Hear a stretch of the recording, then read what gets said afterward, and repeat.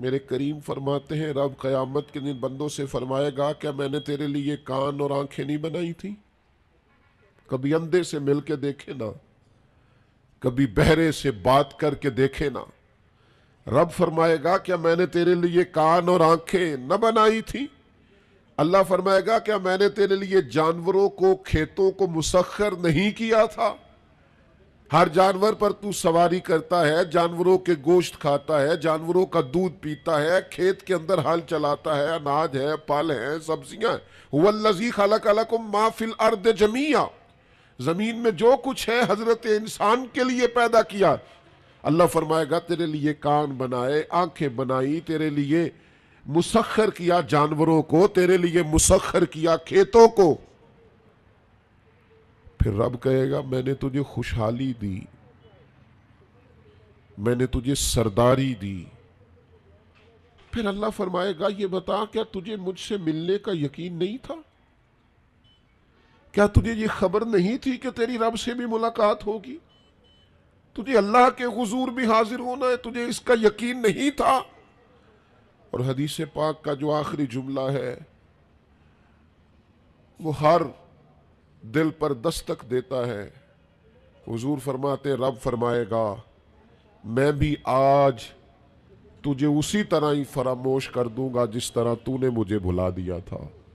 جا، تو نے اگر مجھے بھلا دیا تھا آج میں نے بھی تجھے فراموش کیا۔ دعا کرو ہمارے ساتھ یہ سلوک نہ ہو۔ ہم تو مالک کے کرم کی امید پر ہی قبر میں جائیں گے، اس کی رحمت کی امید پر ہی میدان محشر میں کھڑے ہوں گے۔ باقی پتہ سارا ہے سردار نو کیتیاں دا، ایدہ پردہ پایا ہی تیرا پلا اسی۔ خبر تو ساری ہے، پتہ تو سارا ہے، علم تو سارا ہے۔ سب سے زیادہ ہم جانتے ہیں کہاں کہاں نافرمانی ہوئی۔ یاد رکھنا اس کے حضور کھڑے ہونا ہے، اللہ کے حضور جواب دینا ہے۔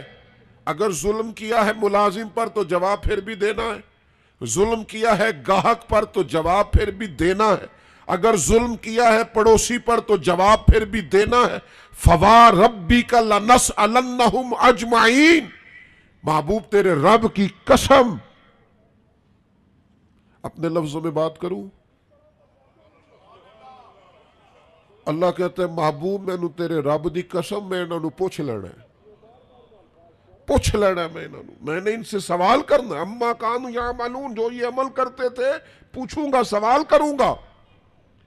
اور میرے نبی پاک صلی اللہ تعالی علیہ وسلم کے غلاموں، اگر ظلم کیا ہے بیوی پر حساب پھر بھی دینا ہے، اگر وراثت کی تقسیم پر زیادتی کی ہے بہن بھائیوں سے حساب پھر بھی دینا ہے، اگر تربیت ٹھیک نہیں کی اپنے بچوں کی تو حساب پھر بھی۔ تم سربراہ تھے ایک ادارے کے، تمہارے پاس امانتیں آتی تھیں، بچے پڑھتے تھے، مجموع کے مجمع تم سے عقیدتیں رکھتے تھے، لوگ تمہیں نیک سمجھتے تھے، ہاتھ چومتے تھے، پھول پھینکتے تھے، تم نے بڑی عزتیں سمیٹی، تم نے خوشحالیاں اور سرداریاں سمیٹی۔ فَوَرَبِّكَ لَنَسْأَلَنَّهُمْ، تمہیں حساب دینا ہے۔ آج بڑے بڑے لوگ حساب کے ڈر سے کانپ گئے۔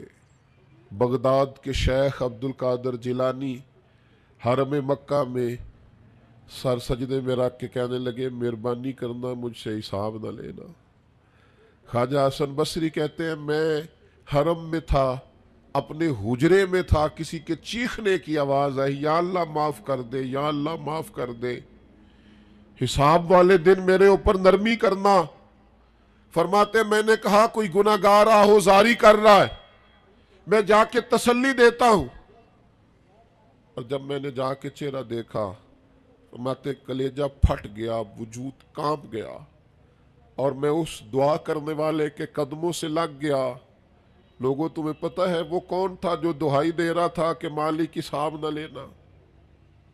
وہ حسین کا کربلا میں تنہا بچ جانے والے صاحبزادہ امام زین العابدین تھے، وہ شیر خدا کا پوتا، فاطمہ کا جگر پارا، تعلیم امت کے لیے حرم مکہ میں اللہ کے حضور آہوزاریاں کرتا ہے. مالک وَلِمَنْ خَافَ مَقَامَ رَبِّهِ جَنَّتَانِ. اللہ کہتا ہے جو میرے سامنے کھڑے ہونے سے ڈرے گا میں 2 جنتیں دوں گا. امام زین العابدین حرم مکہ میں کہتے ہیں مالک حساب نہ لینا، مہربانی کرنا، پردے رکھنا. زین العابدین آپ کا تو پلو پکڑ کے ساری امت جنت میں جائے گی، آپ کے تو قدموں سے لگ لگ کے ہمارے باپ ہمارے دادا جنت میں جائیں گے. آپ کی دادی سیدہ پاک کے آنچل میں چھپ کے تو ہماری بیٹیاں پناہ مانگیں گی، ہماری مائیں ان کے قدموں سے لگیں گی تو جنت کے رستے کھلیں گے. امت کو تعلیم دیتے ہیں ڈرو نہ، اپنی زندگی سنوارو نہ، اپنے شب و روز پر توجہ کرو، بدل نہ جائے یار. اب کچھ اپنی آخرت کا تصور نہ